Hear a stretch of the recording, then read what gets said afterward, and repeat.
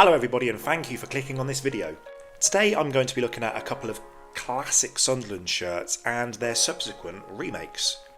So we begin with the most obvious one. It's the 1991-94 Hummel away shirt. It was worn in the FA Cup final of 1992, and a few years ago when I conducted a poll asking fans for their favourite Sunderland shirts, this was voted the best Sunderland away shirt of all time. So when Hummel took over again last year, it was the natural place to start, wasn't it? So they created this modern reinterpretation, and I have to say, it's excellent.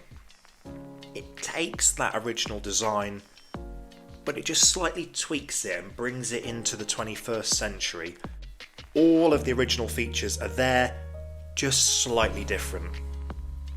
The Newcastle scarves on the sleeves have been shrunken down and turned into sort of like a Morse code effect. The green zigzags have been moved onto the sleeves, and the collar has also been tweaked as well. It's absolutely fantastic.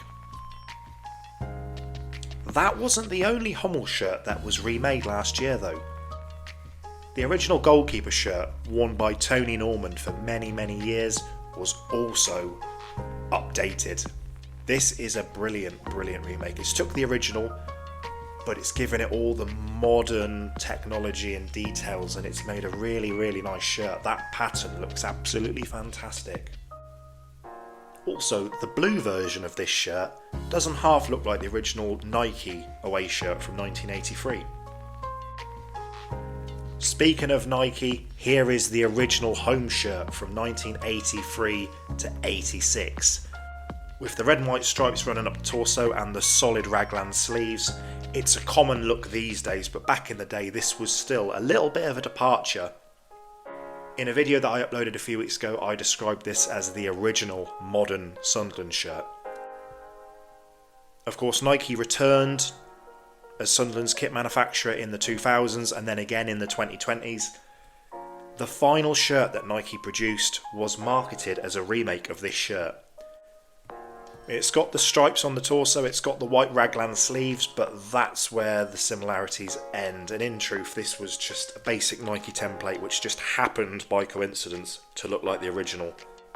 It's a massive missed opportunity because the club was selling polo shirts with a blue version of the ship badge in that same dual silicon badge format that they sold this shirt on. So they could have easily put that badge on instead of the current badge, and this would have been a true remake of that original one from the 1980s. But unfortunately, like all of the kits from that particular Nike deal, not a single second of thought went into the design of this shirt, which is a real shame because it could have been something really unique.